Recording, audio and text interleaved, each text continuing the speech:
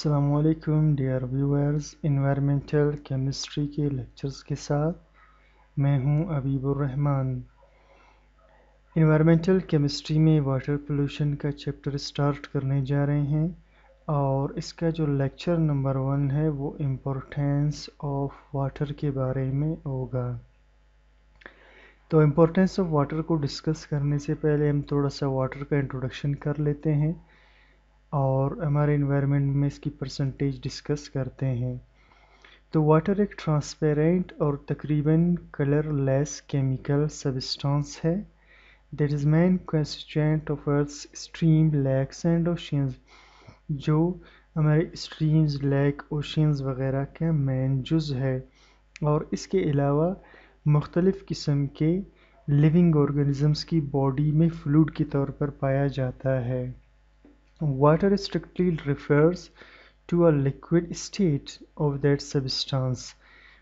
पानी जो है वैसे लिक्विड स्टेट में होता है और ये गालिब रहता है। प्रीवेल्स का मतलब है गालिबाना। That prevails at standard ambient temperature and pressure. Ambient temperature और प्रेशर का मतलब है एक वसी टेम्परेचर और प्रेशर पर पानी जो है लिक्विड स्टेट में ज़्यादा गालिब रहता है।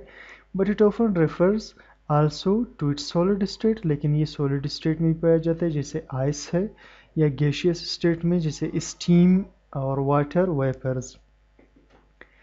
It also occurs in nature as snow. ये स्नो बर्फ़ की शक्ल में, ग्लेशियर्स की आइस पैक्स बर्फ़ानी टोपियाँ, आइसबर्ग्स बर्फ़ानी तोदे, क्लाउड्स फोग धुंध, ड्यू शबनम, एक्वीफर्स पहाड़ों के नीचे जो पानी है, और एटमॉस्फेरिक ह्यूमिडिटी और हवा में जो नमी वगैरह है इस फॉर्म में भी ये पाया जाता है।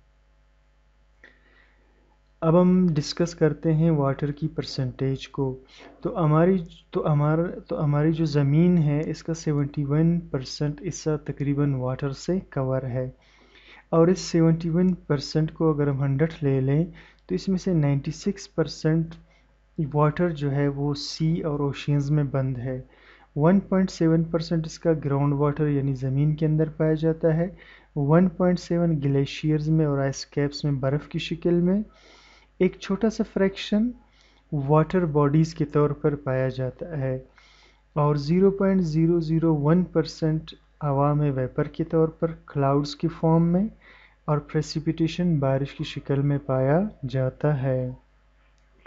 अब इससे पूरे में से जो है सिर्फ 2.5% फ्रेश वाटर होता है, और अगर इस 2.5 को हम 100 कंसीडर कर ले तो इसमें से 98.8% वाटर जो है वो बर्फ़ की शक्ल में होता है और ग्राउंड वाटर होता है, जबकि 0.3% इस फ्रेश वाटर का रिवर्स में, लेक्स में, एटमॉस्फेयर में, और थोड़ी सी मिकदार में फ्रेश वाटर यानी 0.003% जो है बायोलॉजिकल बॉडीज़ के अंदर मौजूद होता है, यानी ऑर्गेनिज़म्स के अंदर होता है, और इसी तरह मैन्युफैक्चर्ड प्रोडक्ट्स जो होते हैं उनके अंदर होता है।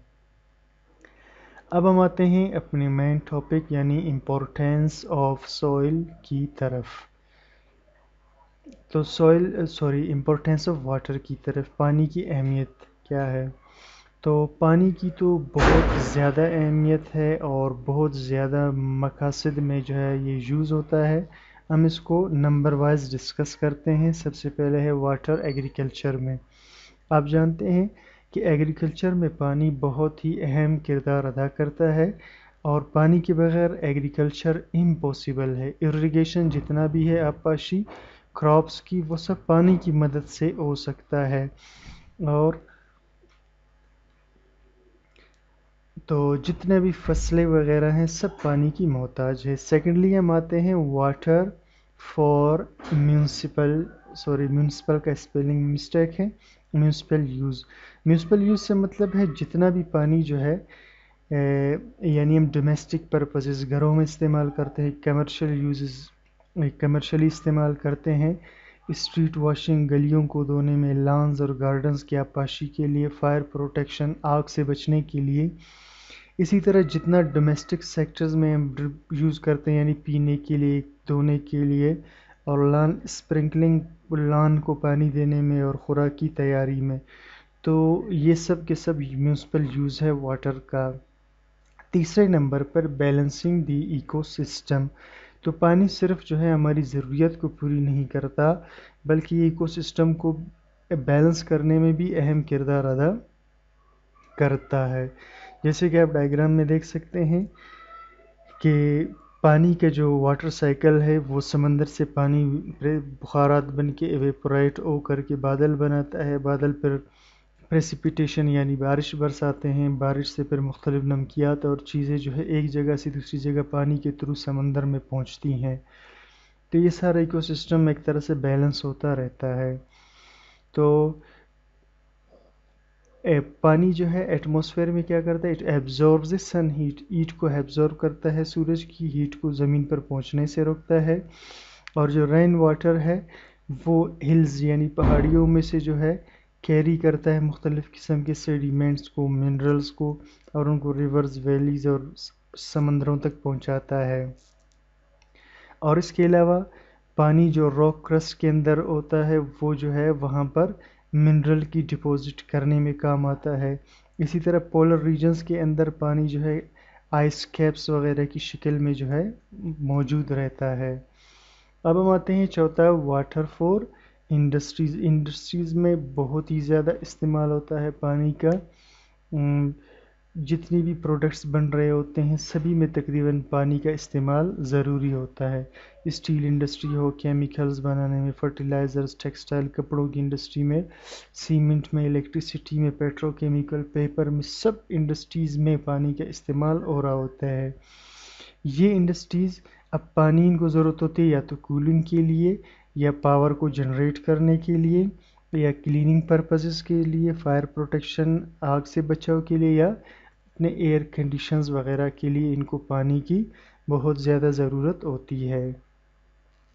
اس کے علاوہ پانی پاور اسٹیشنز یعنی جو تھرمل پاور اسٹیشنز ہے یا پاور پلانٹس ہے جہاں پر ہیٹ کے تھرو، اسٹیم کے تھرو بجلی پیدا کی جاتی ہے، تو وہاں پر بھی کولنگ پرپزز کے لیے پانی کو ہی استعمال کیا جاتا ہے.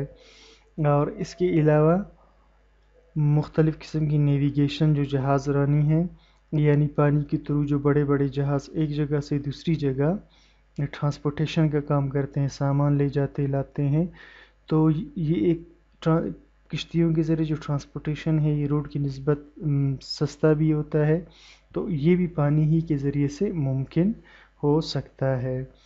اب ہم لاسٹ میں ڈسکس کرتے ہیں کہ پانی جو ہے فش کے لیے یعنی سمندری حیوانات کے لیے، وائلڈ لائف کے لیے، اور ریکریشن یعنی تفریح کے لیے، ان سب کے لیے بھی جو ہے پانی بہت ہی زیادہ ضروری ہوتی ہے. تو فش ہوا، وائلڈ لائف ہوا، یا ریکریشن فیسلٹیز جو تفریحی فیسلٹیز ہے، ان سب میں پانی کا بڑا کردار ہوتا ہے. اچھا، تو پانی کی سپلائی جو ہے ضروری ہوتی ہے سوئمنگ کے لیے، بوٹنگ کشتی رانی کے لیے، فشنگ کے لیے، اور اسی طرح جو ہے آؤٹ ڈور جتنے بھی تفریحی ایکٹیویٹیز ہے جو پانی والے، وہ سب کے لیے پانی کی ضرورت ہوتی ہے. سو یہ آج کا ہمارا لیکچر تھا. Thank you for watching.